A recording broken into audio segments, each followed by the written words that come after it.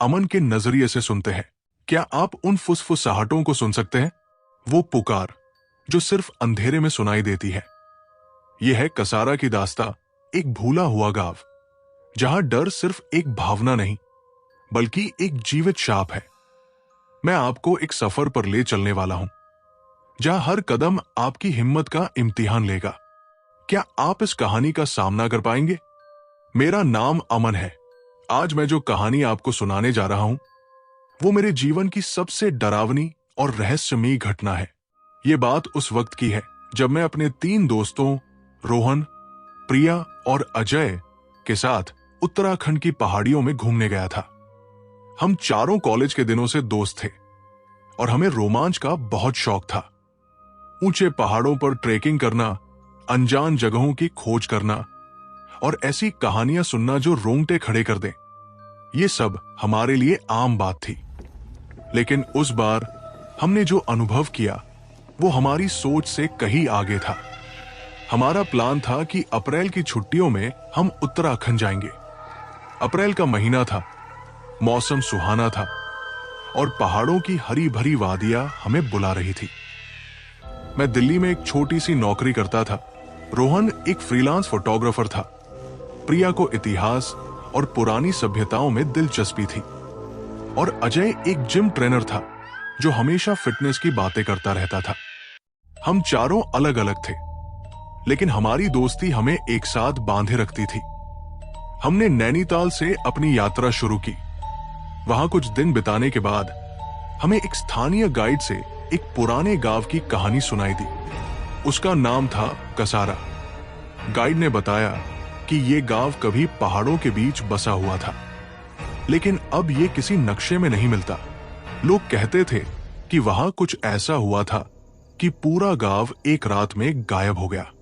कुछ का मानना था कि वहां भूतों का बसेरा है, तो कुछ कहते थे कि यह बस एक अफवाह है। प्रिया को यह कहानी बहुत रोचक लगी। उसने कहा, अगर यह सच है तो हमें वहां जाना चाहिए। शायद वहां कोई ऐतिहासिक रहस्य छुपा हो। रोहन ने हंसते हुए कहा, हाँ, और अगर भूत मिले तो मैं उनकी तस्वीरें खींच लूंगा। अजय ने अपनी मांसपेशियां दिखाते हुए कहा, भूतों से डरने की क्या बात है, मैं उन्हें भगा दूंगा। मैं थोड़ा हिचकिचाया, लेकिन दोस्तों के उत्साह के आगे मेरी नहीं चली। हमने फैसला किया कि अगले दिन सुबह हम कसारा की तलाश में निकलेंगे। नैनीताल के बाजार से हमने कुछ जरूरी सामान खरीदा। टॉर्च, रस्सी, खाने का सामान और एक पुराना नक्शा जो हमें एक दुकानदार ने दिया।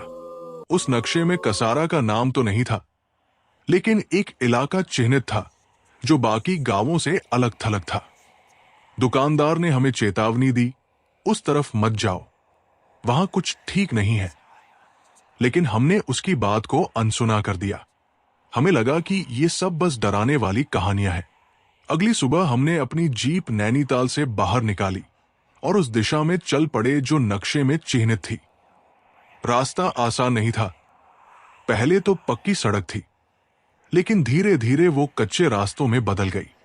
चारों तरफ घने जंगल थे और सूरज की रोशनी पेड़ों की घनी छाव में मुश्किल से पहुंच पाती थी। हवा में एक अजीब सी ठंडक थी जो अप्रैल के मौसम के लिए सामान्य नहीं थी। कई घंटों के ड्राइविंग के बाद हम एक छोटे से गांव में रुके जिसका नाम था भैरोगढ़। वहां कुछ लोग अपनी रोजमर्रा की जिंदगी में व्यस्त थे। कोई खेत में काम कर रहा था तो कोई अपनी दुकान संभाल रहा था। हमने वहां रुककर चाय पी और स्थानीय लोगों से कसारा के बारे में पूछा। एक अधेड़ उम्र के व्यक्ति ने हमारी बात सुनी और कहा, कसारा, वो नाम यहां कोई नहीं लेता, वो जगह शापित है। उसने आगे कुछ नहीं कहा और चुपचाप चला गया। तभी एक बूढ़ा चाय वाला हमारे पास आया। उसकी आंखें धंसी हुई थी और चेहरा झुर्रियों से भरा था। उसने धीमी आवाज में कहा, तुम लोग कसारा ढूंढने जा रहे हो ना? मैं तुम्हें रास्ता बता सकता हूं, लेकिन मेरी सलाह मानो, वहां मत जाओ। जो जाता है वो लौटता नहीं। प्रिया ने उत्सुकता से पूछा, वहां ऐसा क्या हुआ था? चाय वाले ने एक गहरी सांस ली और बोला, कई सालों पहले कसारा एक समृद्ध गांव था। वहां के लोग खुशहाल थे, लेकिन एक रात कुछ ऐसा हुआ कि सुबह तक गांव खाली हो गया। लोग कहते हैं कि वहां के पुजारी ने कोई गलत अनुष्ठान किया जिसने एक बुरी शक्ति को जगा दिया। उसके बाद वो गांव नक्शे से ही गायब हो गया। हमने उसकी बात सुनी, लेकिन रोहन ने हंसते हुए कहा, दादाजी, ये सब कहानियां हैं, हमें सच पता करना है। चाय वाले ने हमें एक पगडंडी का रास्ता बताया जो जंगल के बीच से गुजरता था। उसने आखिरी बार कहा, अगर जाना ही है तो सूरज ढलने से पहले लौट आना। हमने उसे धन्यवाद कहा और आगे बढ़ गए। जंगल का रास्ता मुश्किल था।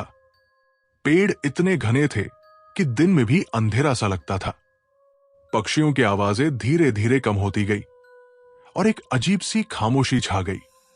प्रिया ने कहा, यहां कुछ तो गलत है, क्या तुम्हें भी ऐसा नहीं लगता? मैंने हां में सिर हिलाया, लेकिन रोहन और अजय ने हमें चिढ़ाया। डरपोक मत बनो, अजय ने कहा, यह बस जंगल है। कई घंटों की पैदल यात्रा के बाद हमें एक टूटी फूटी पगडंडी मिली। उस पर पुराने जूतों के निशान थे जो शायद सालों पहले बने होंगे। पगडंडी हमें एक खुली जगह पर ले गई जहां कुछ पुराने मकान खड़े थे। वो मकान जर्जर हालत में थे। दीवारें टूटी हुई, छतें ढह रही थी और चारों तरफ सन्नाटा था। हवा में एक सनसनाहट थी जो हमारे कानों में अजीब सी गूंज पैदा कर रही थी। प्रिया ने धीरे से कहा, लगता है हम कसारा पहुंच गए। प्रिया की आवाज में एक हल्की सी कपकपाहट सुनाई दी जब उसने कहा, लगता है हम कसारा पहुंच गए। हम चारों उस सुनसान जगह को देखते हुए खड़े थे। सूरज अब ढल रहा था और उसकी आखिरी किरणें पेड़ों के बीच से छनकर उन जर्जर मकानों पर पड़ रही थी। मकानों की दीवारें काई से ढकी थी और खिड़कियां टूटी हुई थी, जिनके शीशों के टुकड़े जमीन पर बिखरे पड़े थे। हवा में एक सड़ांध भरी गंध थी, जैसे कुछ बहुत पुराना और मृत यहां सड़ रहा हो। मैंने अपने बैग से टॉर्च निकाली और कहा, अगर ये कसारा है तो हमें जल्दी से देख लेना चाहिए और निकल चलना चाहिए। मुझे यहां अच्छा नहीं लग रहा। रोहन ने अपनी कैमरा निकाला और हंसते हुए बोला, अरे डरने की क्या बात है, ये तो फोटोग्राफी के लिए परफेक्ट जगह है। देखो कितना ड्रामेटिक सीन है। उसने एक मकान की तरफ कैमरा घुमाया और शटर दबाया। फ्लैश की रोशनी में कुछ पल के लिए वो टूटी दीवारें और भी भयानक लगी। अजय ने अपने कंधे उचकाए और कहा, चलो अंदर चलकर देखते हैं, शायद कुछ मजेदार मिले। प्रिया ने मना करने की कोशिश की, रुक जाओ, हमें यहां ज्यादा देर नहीं रुकना चाहिए। सूरज ढल गया तो रास्ता ढूंढना मुश्किल हो जाएगा। लेकिन रोहन और अजय पहले ही एक मकान की तरफ बढ़ चुके थे और हमें उनके पीछे जाना पड़ा। हम उस मकान के अंदर दाखिल हुए। अंदर का नजारा बाहर से भी बुरा था। फर्श पर धूल की मोटी परत जमी थी और हर कदम पर हमारे जूतों से एक हल्की सी चरमराहट होती थी। कोनों में मकड़ियों के जाले लटक रहे थे और हवा में एक ठंडक थी जो हड्डियों तक चली जाती थी। कमरे के बीच में एक पुरानी लकड़ी की मेज पड़ी थी जिस पर कुछ सामान बिखरा हुआ था। एक टूटी हुई तेल की लालटेन, कुछ पुराने कागज और एक ढेर सारी तस्वीरें। प्रिया ने एक तस्वीर उठाई और उसे ध्यान से देखने लगी। उसने कहा, देखो ये लोग यहां के बाशिंदे रहे होंगे, कितने खुश दिख रहे हैं। मैंने भी एक तस्वीर उठाई। उसमें एक परिवार था, एक मां, एक बाप और दो छोटे बच्चे। वो सब हंस रहे थे, लेकिन उनकी आंखों में कुछ अजीब था। वो खाली खाली सी लग रही थी, जैसे उनकी आत्मा पहले ही कहीं चली गई हो। मैंने तस्वीर को वापस मेज पर रखते हुए कहा, ये लोग कौन थे और ये गांव ऐसा क्यों हो गया? तभी हमें एक हल्की सी फुसफुसाहट सुनाई दी। वो इतनी धीमी थी कि पहले तो हमें लगा कि शायद हवा का शोर है, लेकिन फिर वो तेज हुई और ऐसा लगा जैसे कोई हमारा नाम पुकार रहा हो। अमन, रोहन, प्रिया। हम सब एक दूसरे की तरफ देखने लगे। अजय ने हंसने की कोशिश की और बोला, कोई मजाक कर रहा है क्या? यहां तो कोई नहीं है। लेकिन उसकी बात खत्म होने से पहले ही एक ठंडा झोंका आया और कमरे का दरवाजा जोर से बंद हो गया। प्रिया चिल्लाई, ये क्या था? हम सब दरवाजे की तरफ भागे, लेकिन वो खुलने का नाम ही नहीं ले रहा था। रोहन ने पूरी ताकत लगाकर उसे धक्का दिया, लेकिन दरवाजा अपनी जगह से हिला तक नहीं। तभी दीवार पर एक छाया दिखी, एक लंबी काली आकृति जिसके हाथ असामान्य रूप से लंबे थे। वो धीरे धीरे हमारी तरफ बढ़ रही थी। मैंने टॉर्च उसकी तरफ घुमाई, लेकिन वहां कुछ भी नहीं था। फिर अचानक एक हंसी की आवाज गूंजी, हल्की, डरावनी और ऐसी जो हमारे दिलों में सुई की तरह चुभ गई। वो हंसी चारों तरफ से आ रही थी, जैसे दीवारें खुद हम पर हंस रही हों। प्रिया की सांसें तेज हो गई थी।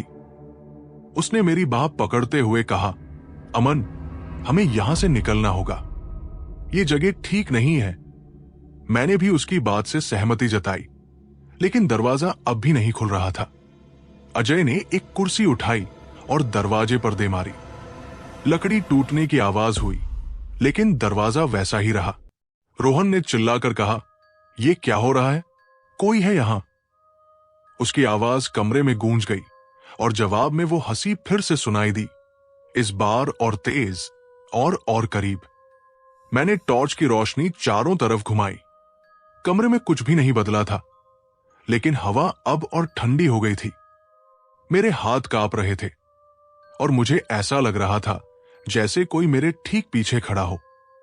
मैंने पीछे मुड़कर देखा, लेकिन वहां सिर्फ दीवार थी। तभी प्रिया ने चीखते हुए कहा, वो देखो। उसने मेज की तरफ इशारा किया। तस्वीरें जो अभी तक बिखरी पड़ी थी, अब अपने आप हवा में उठ रही थी। वो धीरे धीरे घूम रही थी, जैसे कोई अदृश्य हाथ उन्हें पकड़े हुए हो। फिर एक एक करके वो तस्वीरें जमीन पर गिरने लगी, और हर बार जब कोई तस्वीर गिरती, हमें एक चीख सुनाई देती, दर्द भरी, भयानक चीखें जो हमारे कानों में गूंज रही थी। अजय ने चिल्लाया, बस करो ये सब।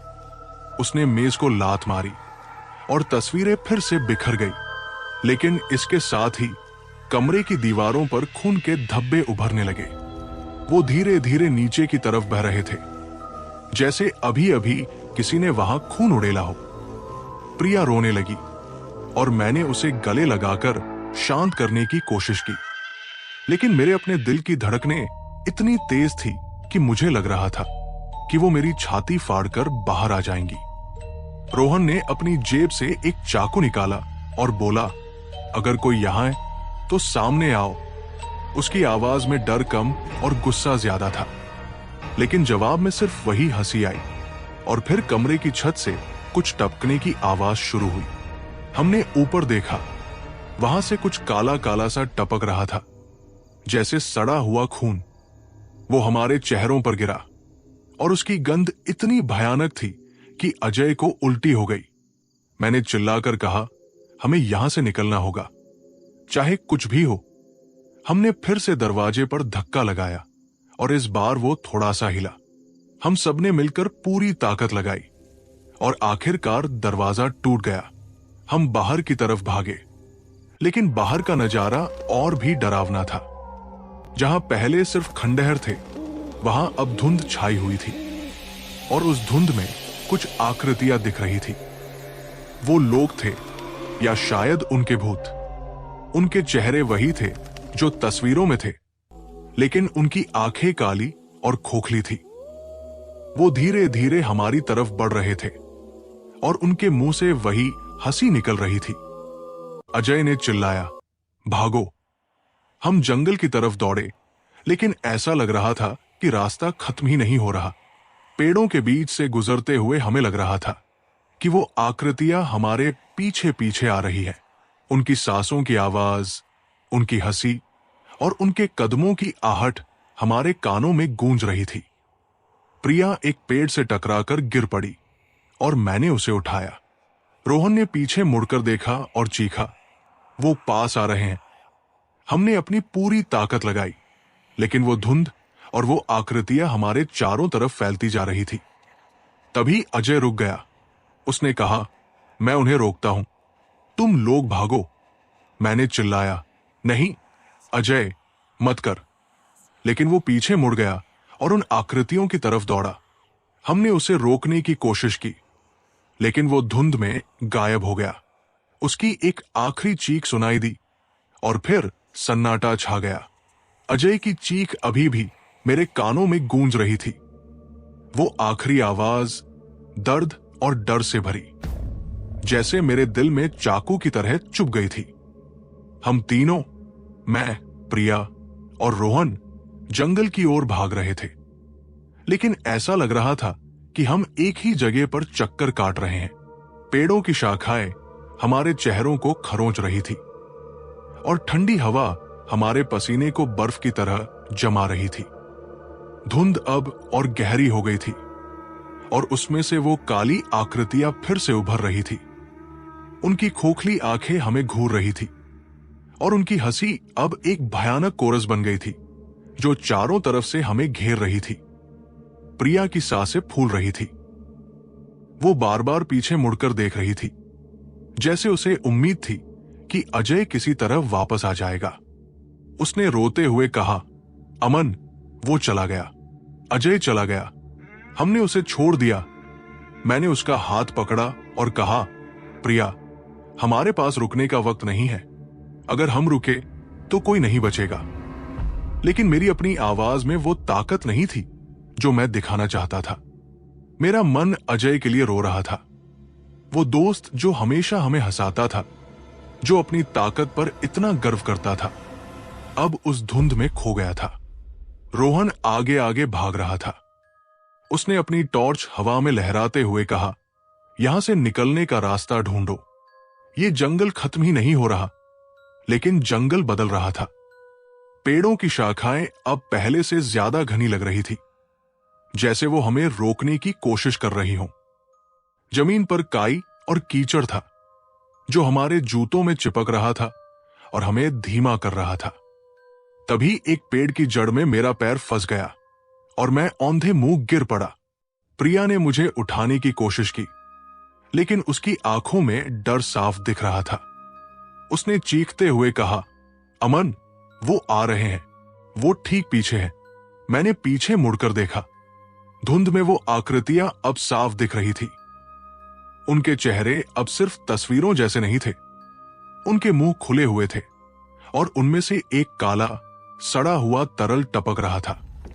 उनके हाथ लंबे और पतले थे, जैसे मकड़ी के पैर, और वो हवा में तैरते हुए हमारी तरफ बढ़ रहे थे। उनकी हंसी अब चीखों में बदल गई थी, ऐसी चीखें जो किसी इंसान की नहीं हो सकती थी। मैंने प्रिया का हाथ पकड़ा और चिल्लाया, भागो। हम फिर से दौड़े, लेकिन मेरे मन में एक सवाल बार बार उठ रहा था, क्या हम वाकई यहां से निकल पाएंगे? कई मिनटों तक भागने के बाद हम एक छोटी सी खुली जगह पर पहुंचे। वहां एक पुराना ढांचा खड़ा था, शायद कभी कोई मंदिर या पूजा स्थल रहा होगा। उसकी दीवारें टूटी हुई थी और छत का आधा हिस्सा ढह चुका था, लेकिन उसकी मौजूदगी ने हमें एक पल के लिए राहत दी। रोहन ने हाफते हुए कहा, यहां रुकते हैं, शायद वो यहां तक ना आए। हम उस ढांचे के अंदर घुसे और दीवार के सहारे बैठ गए। मेरी सांसें इतनी तेज थी कि मुझे लगा मेरा दिल रुक जाएगा। प्रिया ने अपना चेहरा हाथों में छुपा लिया और धीरे धीरे रोने लगी। मैंने उससे कहा, प्रिया, हिम्मत रखो, हम यहां से निकल जाएंगे। लेकिन हमारी उम्मीद ज्यादा देर तक नहीं टिकी। बाहर से फिर वही फुसफुसाहट शुरू हुई। पहले तो वो धीमी थी, लेकिन धीरे धीरे वो हमारे नाम पुकारने लगी, अमन, प्रिया, रोहन। रोहन ने गुस्से में अपनी टॉर्च बाहर की तरफ घुमाई, लेकिन उसकी रोशनी धुंध को भेद नहीं पाई। तभी ढांचे की दीवार पर कुछ लिखा हुआ दिखा। प्रिया ने उसे देखा और कहा, यह पुरानी देवनागरी लिपि में है, मैं इसे पढ़ सकती हूं। उसने दीवार पर हाथ फेरा और धीरे धीरे पढ़ना शुरू किया। यहां वो सोते हैं जो कभी नहीं मरे, उनकी आत्माएं शापित है, और जो यहां आएगा वो उनके साथ बंध जाएगा। उसकी बात सुनकर मेरे रोंगटे खड़े हो गए। मैंने कहा, इसका मतलब क्या है? क्या ये कसारा की कहानी है? प्रिया ने आगे पढ़ा, एक पुजारी ने अमरता की खोज में अनुष्ठान किया, लेकिन उसने गलत शक्ति को जगा दिया। गांव के लोग उसकी भेंट चढ़ गए और अब वो यहां फंसे हैं। रोहन ने बीच में टोका, तो ये भूत वही लोग हैं और वो हमें क्यों मारना चाहते हैं? प्रिया ने जवाब देने से पहले दीवार पर एक आखिरी पंक्ति पढ़ी, जो डर लाएगा वो उनकी ताकत बढ़ाएगा। तभी बाहर से एक जोरदार धमाका हुआ और ढांचे का दरवाजा हिलने लगा।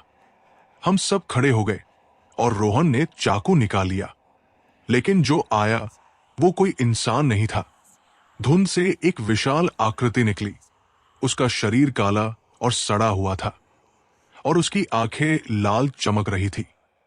उसके हाथों में वो लंबी उंगलियां थी जो अब और भी भयानक लग रही थी। उसकी मौजूदगी से हवा में एक गंध फैल गई, मौत की गंध। प्रिया चीख पड़ी और मैंने उसे अपने पीछे खींच लिया। रोहन ने चाकू फेंका, लेकिन वो उस आकृति से होकर गुजर गया जैसे वो हवा हो। वो हंसने लगी, एक गहरी डरावनी हंसी जो हमारे दिमाग में चुभ रही थी। फिर उसने अपनी उंगलियां हमारी तरफ बढ़ाई और मुझे लगा कि मेरे शरीर का सारा खून जम गया। मैंने चिल्लाया, भागो। हम ढांचे के पीछे की तरफ दौड़े, जहां एक टूटी हुई दीवार थी। हम उसमें से कूदे और फिर से जंगल में भागने लगे। लेकिन इस बार जंगल और भी अजीब हो गया था। पेड़ों की शाखाएं अब हिल रही थी, जैसे वो जिंदा हों। उनकी टहनियां हमारे कपड़े पकड़ रही थी और जमीन पर काले धब्बे उभर रहे थे जो हमारे पैरों को चिपका रहे थे। प्रिया एक बार फिर गिर पड़ी और इस बार उसका टखना मुड़ गया। उसने दर्द से करहाते हुए कहा, अमन, मैं नहीं भाग सकती, तुम लोग जाओ। मैंने उसे उठाया और कहा, तुम्हें छोड़कर नहीं जाऊंगा। रोहन ने पीछे देखा और चिल्लाया, वो आ रहा है। वो काली आकृति अब हमारे ठीक पीछे थी। उसकी लाल आंखें धुंध में चमक रही थी और उसकी हंसी अब एक भयानक गर्जना में बदल गई थी।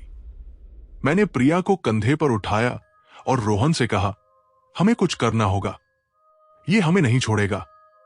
रोहन ने एक पेड़ की मोटी शाखा तोड़ी और बोला, मैं इसे रोकता हूं, तुम प्रिया को ले जाओ।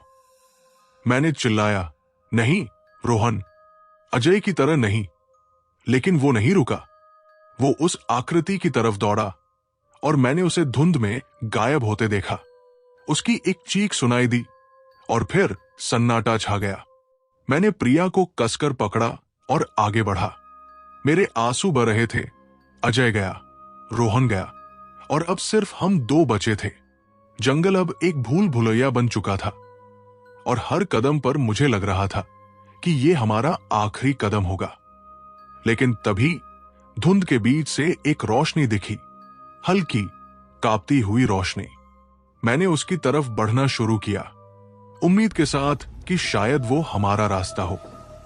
रोशनी की ओर बढ़ते हुए मेरे कदम थरथरा रहे थे। प्रिया मेरे कंधे पर झूल रही थी। उसका टखना अब सूज गया था और उसका चेहरा दर्द और डर से पीला पड़ गया था। मेरे मन में एक ही सवाल बार बार उठ रहा था, क्या ये रोशनी हमारी उम्मीद है या फिर उस भयानक शक्ति का कोई और जाल? लेकिन मेरे पास सोचने का वक्त नहीं था। अजय और रोहन पहले ही खो चुके थे और मैं प्रिया को भी नहीं खोना चाहता था। मैंने अपनी सारी हिम्मत जुटाई और उस रोशनी की तरफ बढ़ता गया। जंगल की घनी छाव के बीच वो रोशनी एक छोटे से ढांचे से आ रही थी। ये पहले वाले ढांचे से अलग था। ये ज्यादा पुराना और ज्यादा रहस्यमय लग रहा था। इसकी दीवारें पत्थर की थी, जिन पर समय और मौसम ने गहरी दरारें छोड़ दी थी। छत पूरी तरह ढह चुकी थी और अंदर से एक हल्की सी चमक निकल रही थी। मैंने प्रिया को धीरे से जमीन पर बिठाया और कहा, यहां रुकना होगा, हमें पता करना होगा कि ये क्या है। उसने कमजोर आवाज में कहा, अमन, सावधान रहना, मुझे नहीं लगता कि हम यहां सुरक्षित हैं। मैंने टॉर्च की रोशनी अंदर की तरफ घुमाई। ढांचे के बीच में एक छोटा सा मंच था जिस पर एक पुरानी मूर्ति खड़ी थी। मूर्ति किसी इंसान की नहीं थी। उसका चेहरा आधा जानवर जैसा था और उसके हाथों में कुछ ऐसा था जो एक हड्डी जैसा लग रहा था। मूर्ति के चारों तरफ मोमबत्तियां जल रही थी, लेकिन उनकी लौ नीली थी और वो हवा के बिना भी कांप रही थी। मैंने प्रिया से कहा, यह कोई पूजा स्थल है, शायद यही वो जगह है जहां सब शुरू हुआ। उसने मूर्ति को देखा और धीरे से कहा, यह बहुत पुरानी है, मुझे लगता है ये कसारा की कहानी से जुड़ी है। मैंने ढांचे की दीवारों पर नजर दौड़ाई। वहां फिर से वही पुरानी लिपि में कुछ लिखा हुआ था। प्रिया ने अपने टखने के दर्द को नजरअंदाज करते हुए दीवार के पास खिसकना शुरू किया। उसने लिखावट को छुआ और पढ़ना शुरू किया। यहां वो शक्ति सोती है जिसे पुजारी ने जगाया। उसने अमरता मांगी, लेकिन बदले में अपने गांव को शाप दे दिया। उसकी आवाज कांप रही थी, लेकिन वो रुकी नहीं। उसने एक आत्मा को बुलाया जो मृत्यु से परे थी। उस आत्मा ने गांव के लोगों को अपने साथ बांध लिया और अब वो हर उस जीवित प्राणी को लेती है जो यहां आता है। मैंने उसकी बात सुनी और कहा, तो वो काली आकृति वही आत्मा है और वो हमें क्यों मारना चाहती है? प्रिया ने दीवार पर एक और पंक्ति पढ़ी, वो डर से जीती है, जितना डर उतनी ताकत। जो उसका सामना करेगा वही उसे हरा सकता है। उसकी बात सुनकर मेरे मन में एक अजीब सी उम्मीद जगी। मैंने कहा, अगर ये सच है तो हमें डरना बंद करना होगा। शायद यही इसका जवाब है। तभी प्रिया की नजर मूर्ति के पास पड़ी, एक पुरानी वस्तु पर गई। वो एक लॉकेट था, चांदी का, नक्काशी से सजा हुआ। प्रिया ने उसे उठाया और ध्यान से देखा। उस पर कुछ लिखा हुआ था जो अब घिस चुका था, लेकिन उसकी नक्काशी में कुछ रहस्यमय शक्ति झलक रही थी। अमन ने लॉकेट को देखते हुए कहा, यह यहां क्यों रखा गया होगा?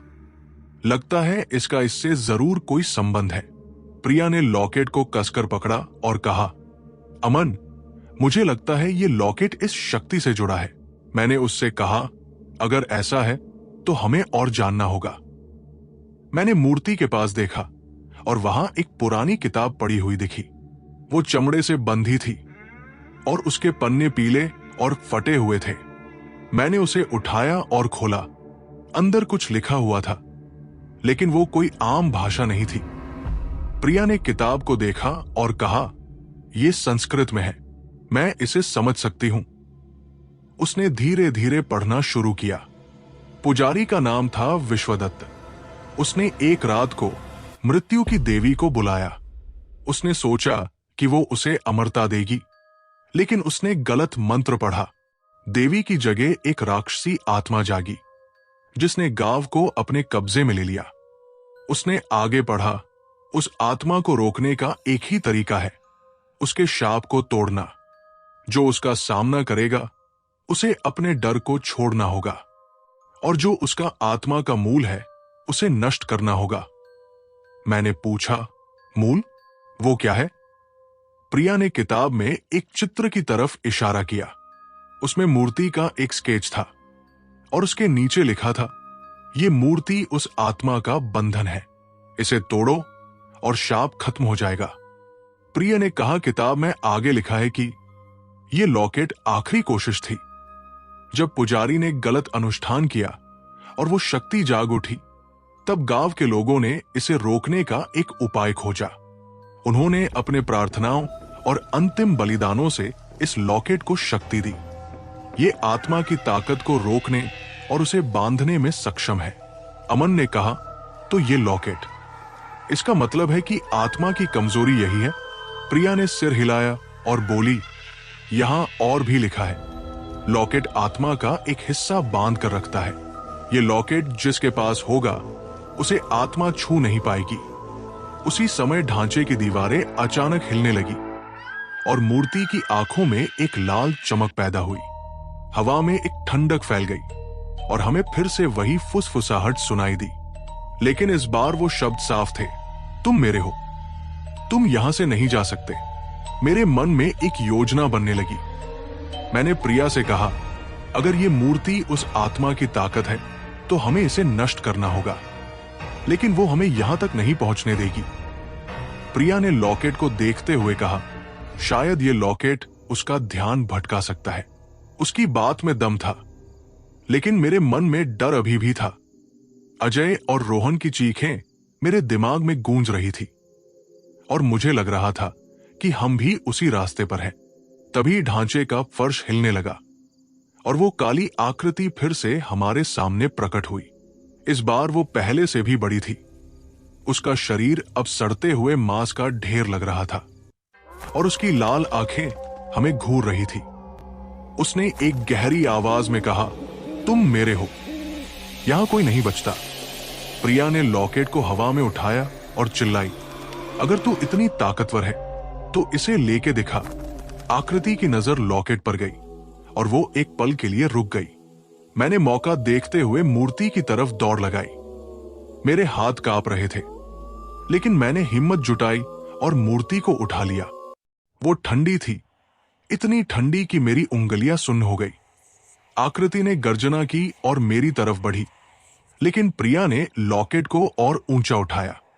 उसने कहा, अमन, इसे तोड़ दो, जल्दी। मैंने मूर्ति को जमीन पर पटका, लेकिन वो टूटी नहीं।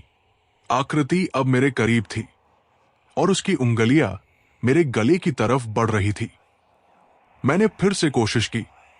इस बार मैंने अपनी सारी ताकत लगाई और मूर्ति को एक पत्थर से मारा। एक जोरदार आवाज हुई और मूर्ति टुकड़ों में बिखर गई। आकृति ने एक भयानक चीख मारी और उसका शरीर धुंध में बदलने लगा। ढांचा हिलने लगा और दीवारें ढहने लगी। मैंने प्रिया का हाथ पकड़ा और चिल्लाया, भागो। हम बाहर की तरफ दौड़े और पीछे से एक तेज हवा का झोंका आया। जब हमने मुड़कर देखा तो वो ढांचा गायब हो चुका था। सिर्फ जंगल बचा था और धुंध धीरे धीरे छट रही थी। कुछ कदम चलने के बाद अमन और प्रिया को ऐसा महसूस हुआ जैसे समय थम गया हो। एक अप्राकृतिक शांति पूरे जंगल में छा गई थी। तभी हवा में एक धीमी सी फुसफुसाहट हुई और उन्हें अपने नाम पुकारते हुए आवाजें सुनाई दी। अजय और रोहन की आवाजें। अमन ने चौंक कर प्रिया की ओर देखा और उसकी आंखों में डर और आशा का अजीब सा मिश्रण था। प्रिया ने कहा, क्या ये वही है? क्या ये वास्तव में उनकी आत्माएं हैं जो हमें विदाई देने आई हैं? दोनों ने धुंध में ध्यान से देखा। धुंध के पार उन्हें अजय और रोहन की आकृतियां हल्की सी चमकती हुई दिखाई दी। उनके चेहरे अब शांत और मुक्त लगे। रोहन ने मुस्कुराते हुए कहा, हम अब आजाद हैं इस जंगल और उस शाप से। और अमन और प्रिया ने महसूस किया जैसे उनके दिल का कोई बोझ हल्का हो गया हो। लेकिन हल्केपन की ये भावना क्षणिक थी। जंगल में गूंजती अजय और रोहन की चीखें अभी भी उनके कानों में जैसे दोबारा बज उठीं।